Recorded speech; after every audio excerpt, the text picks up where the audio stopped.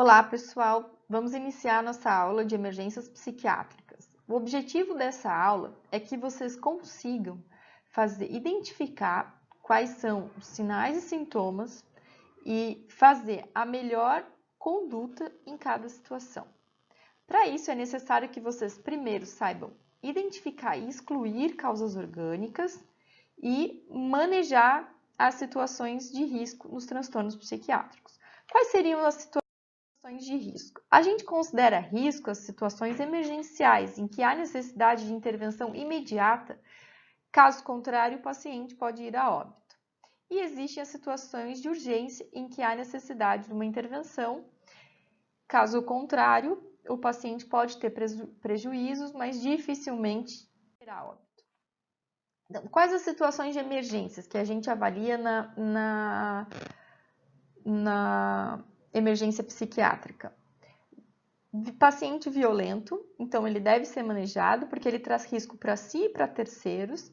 As tentativas de suicídio, independente da letalidade da tentativa, deve ser manejada e sempre tentar identificar quais fatores de risco que esse paciente tem, quais fatores protetores, qual o grau de letalidade da tentativa, se já teve tentativas anteriores, e aí fazer o manejo adequado e encaminhamento necessário para esse paciente, ou para uma internação ou para um tratamento ambulatorial.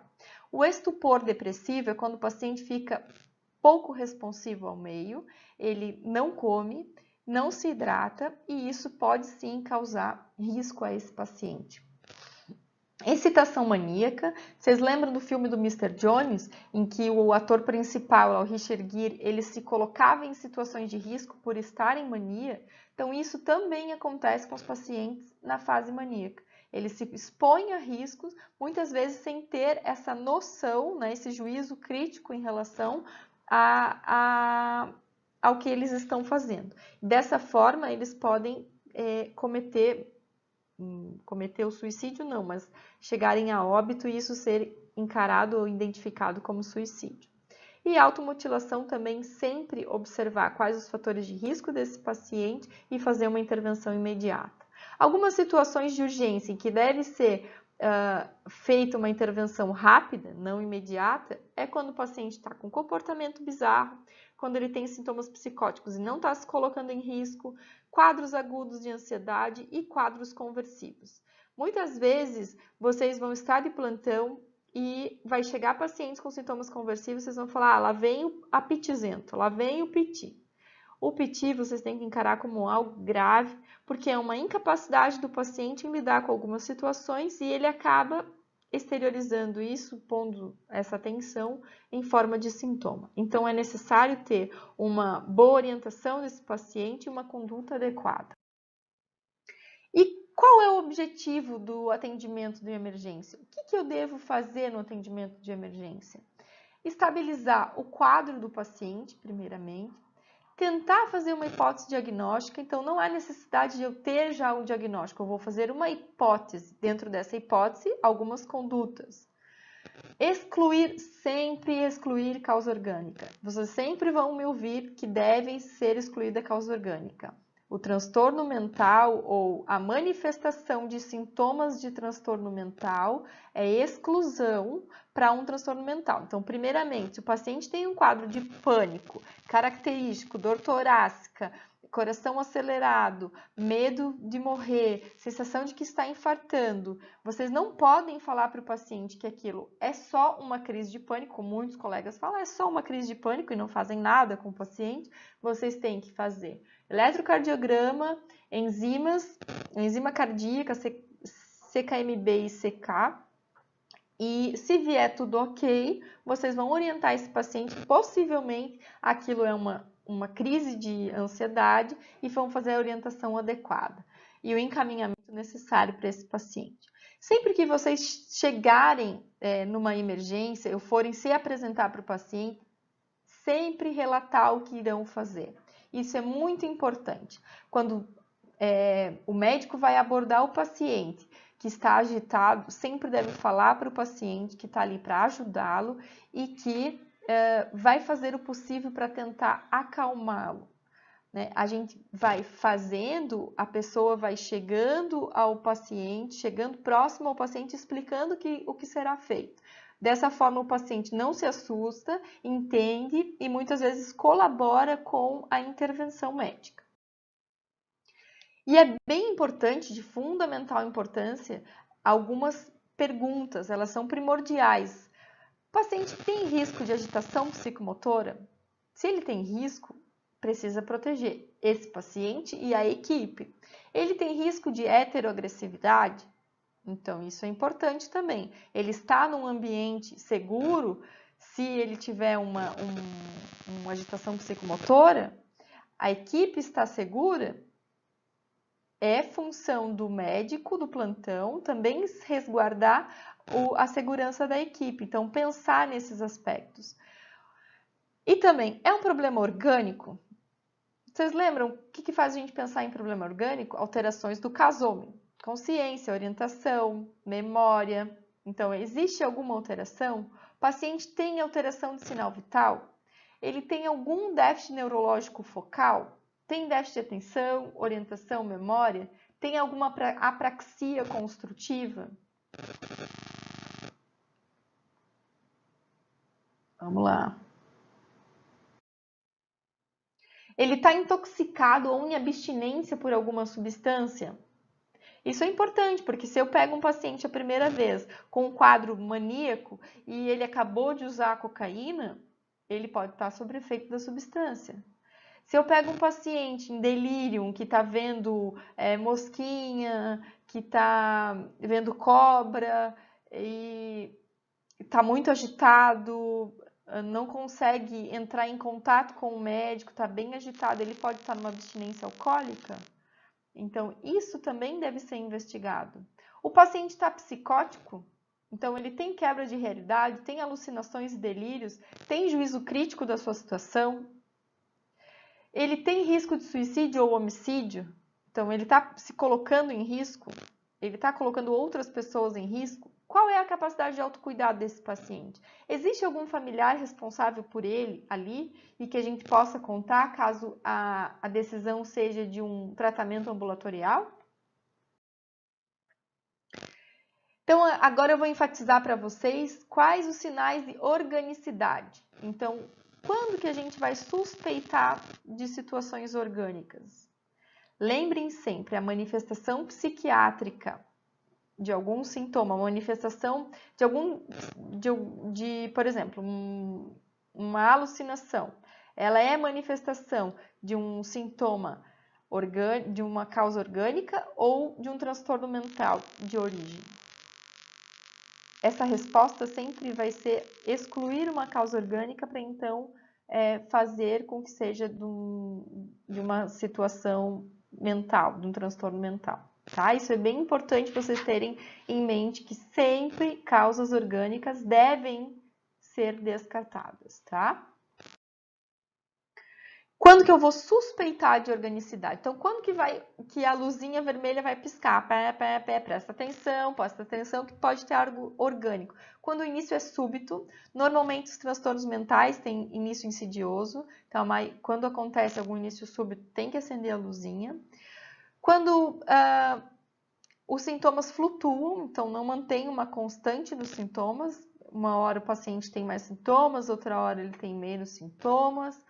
Quando a idade do paciente é avançada, e a gente considera a idade avançada na psiquiatria acima de 40 anos. Por quê? Vocês lembram? Os sintomas psiquiátricos habitualmente iniciam na segunda década de vida, então nos 20 anos até os 30 anos. Quando uma manifestação ela ocorre após esse período, então quando ocorre com 40, 50 anos, a primeira manifestação de sintomas psiquiátricos, tem que acender a luz para algo orgânico. A gente tem que pensar em algo orgânico, tá? Porque não é comum que se inicie um transtorno mental numa idade mais avançada. Aí vocês me perguntam, professora, mas pode ter? Pode, existe esquizofrenia de início tardio. O paciente começou com sintomas com 40 anos. Pode, mas não é o mais comum. Tá? Então, a gente sempre vai descartar algo orgânico quando o paciente tem uma idade avançada e iniciou de forma súbita, sintomas psiquiátricos.